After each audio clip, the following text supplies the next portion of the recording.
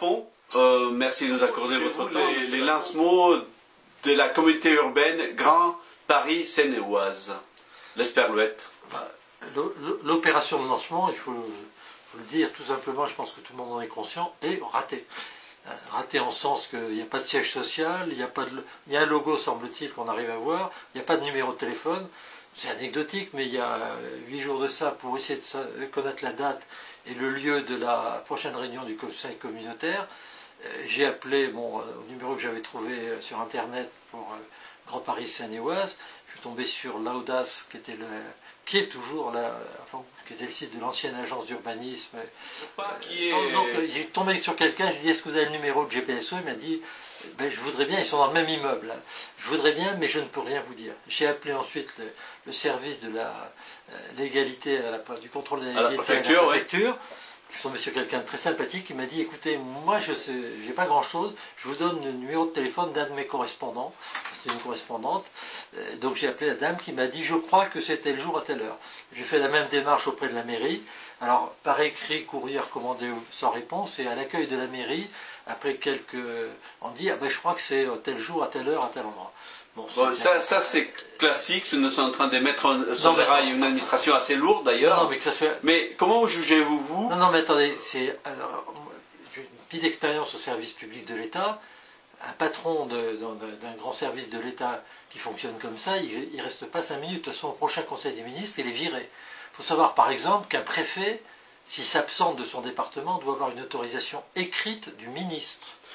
Vous êtes en train de demander la démission de M. Philippe Toutou? Ah oui, complètement. Il y a une carence totale, enfin, démission peut-être pas, que les autorités qui sont compétentes à la manière sur le préfet prennent leurs responsabilités et mettent en place les moyens pour que le service soit assuré. Il y aurait le moindre événement un peu lourd, tel qu'une crue de la Seine qui peut toujours arriver dans un délai de 4 ou 5 jours, c'est une désorganisation, une désorganisation totale des services des collectivités qui n'ont plus de chef, qui ne savent plus qui est le patron. Mais pourtant, il a été élu pendant des années à Verneuil, pendant des années, il était bien vu par la population. Il a été élu correctement. Il est élu démocratiquement. Il se trouve qu'en la matière, le lancement de Grand Paris Seine-et-Oise, c'est une catastrophe au niveau organisationnel. Alors, je crois que je souhaite savoir que moi je n'étais pas témoin qu'au dernier conseil communautaire, il y a 2 chefs d'entreprise qui sont venus avec leur personnel pour dire quand est-ce qu'on sera payé. Enfin bon, c'est du grand n'importe quoi. D'accord. Il y a peut-être une tête, mais la tête est déconnectée du corps. D'accord. Je pense que la tête fonctionne de son côté sur un certain nombre de problèmes, mais un peu éloigné du terrain. D'accord. Vous savez que c'est un territoire qui a beaucoup souffert, notamment de la désindustrialisation et de la crise endémique que nous vivons. Est-ce que la réponse des politiques, notamment par rapport à ce que j'appelle la réforme territoriale, est quand même importante pour qu'on puisse relancer la machine économique, les tissus économiques locaux? Le point, bon, je ne suis pas un grand expert, mais un petit peu regarder de près ce qui se passe dans l'automobile, les leviers d'action sur l'économie d'un département, et encore moins d'une collectivité telle que GPSO, sont modestes. Ils sont modestes, hein.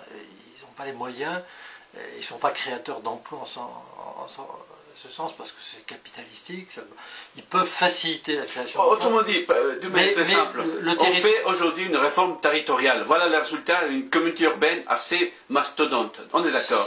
On fusionne 2 départements importants, les Hauts-de-Seine et les Yvelines. Mais ça ira peut-être plus vite que Alors, comment vous voyez tout ça? Est-ce que c'est important ou pas pour l'avenir du territoire? Je pense que d'avoir des agrégats suffisamment importants dans certains domaines d'action est quelque chose d'essentiel. Est-ce qu'il fallait faire une communauté de 400 000 ou en avoir 2 de 200 000? Parce que grosso modo, sur cette communauté urbaine de 400 000, il y a 2 bassins de vie. Je conclue par ce que vous me dites, c'est que nous sommes quand même dans un cas d'une coquille vide, monsieur Lafont. C'est ça que vous avez la coquille est totalement enfin, la tête est séparée du corps. Hein. Il y a un petit problème à ce niveau-là. Les gens, pour fonctionner, pouvoir bâtir des projets ensemble, il faut se connaître. Il faut se faire confiance. C'est-à-dire qu'il faut déjà avoir fait des choses ensemble. Les gens qui n'ont rien fait ensemble, leur demander de... Bon, ils peuvent se connaître à travers d'autres réseaux, d'autres circuits, mais c'est quand même pas si simple que ça. On pourrait peut-être voir les choses différemment. Parce qu'on peut analyser différentes choses. Il y a la gouvernance. La gouvernance, à la limite, elle est politique. Le mode de gouvernance, bon, c'est pas mon mode de gouvernance, mais M. Tautou a été légitimement élu. Il est élu, démocratiquement élu, donc il applique son mode de gouvernance. Bon, ceux qui l'ont élu, s'ils ne sont pas contents, n'ont qu'à s'en prendre à eux-mêmes. Hein. En revanche, là où il y a un vrai problème, c'est sur le plan organisationnel. Hein. Le fait que ça ne fonctionne pas, que les... Vous l'avez déjà dit. Vous savez bien, les chefs de service ne savent pas qui est leur patron. Ouais. En revanche, alors, là il faut avoir... là, si on regarde, on élargit un petit peu le cadre et qu'on regarde ce que vous évoquez, la fusion, enfin en tout cas la coopération forte entre le département des Hauts-de-Seine et des Yvelines, là qui marche, qui semble fonctionner, c'est-à-dire qu'il y a une structure commune qui a déjà été créée, qui est en place, identifiée à Vélizy, qui a un patron, qui est Patrick Devédian, qui est le président du conseil départemental des Hauts-de-Seine. Il y a les services d'aménagement et de voirie, les SEM sont en train d'être fusionnés. Les 100 personnes vont avoir un patron unique, c'est-à-dire que là, il va y avoir un outil d'action. Et les rapprochements sont utiles à ce niveau-là, parce que pour aller chercher ou des promoteurs immobiliers ou pour trouver des financements, c'est plus facile d'avoir une masse que d'être en ordre dispersé. Hein. Donc on change de dimension, et ça c'est plutôt une chance, sous réserve que les projets qui sont développés répondent, prennent en compte les besoins des citoyens. Autrement dit, il faut avoir du temps pour pouvoir se mettre en forme. Non, mais GPSO un jour ou l'autre marchera, parce que bon, l'administration française est peuplée de gens compétents. Aujourd'hui, c'est pas le cas. Les gens qui sont en poste ne connaissent pas les dossiers. Il y a eu un remue-ménage complet où on a favorisé les copains, les amis, les copains des copains, etc. Il y a eu un jeu de chaises musicales où on a viré des gens compétents pour les remplacer par des gens sûrement compétents mais qui ne connaissent pas les dossiers. Pourtant, on a 15 vice-présidents. Non, mais ce problème n'est pas le problème politique.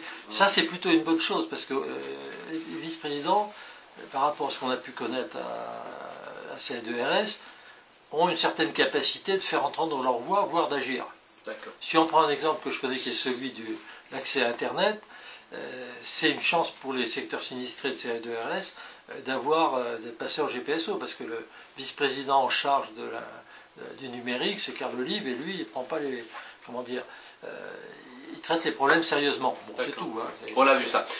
Si on pourrait faire un petit peu des politiques fiction, pensez-vous finalement que M. Tautou pourrait tenir à ces rythmes-là ou est-ce que vous pensez que dans un an et demi, il sera quelque part obligé de partir? Ce qui se dit dans les couloirs, de gens, dit-on, bien informés, enfin, vous avez de bons contacts, je me semble. Non, bon, j'en ai aucun. Hein. Oui, alors, c'est que son mandat serait jusqu'en septembre 2017, à la date à laquelle je suppose on lui a déjà trouvé la sinécure qui l'occuperait, ou le poste qui l'occuperait, qui ne sera peut-être pas une sinécure, hein, et qu'il céderait son mandat à Madame sénateur maire de Bergerville, et que le poste de sénateur serait pris par l'actuel président du conseil départemental. Bon, c'est une hypothèse hein, qui n'est pas totalement absurde, c'est peut-être pas ça qui se passera, hein, parce qu'il y aura de l'eau qui coulera sous les ponts. Hein. Très bien, on va s'arrêter sur cette première instance-là. Merci de nous accorder votre temps, M. Alain Lafaux, pour votre esprit d'observation et d'analyse de tous les acteurs du territoire. À la prochaine, j'espère. Mais volontiers.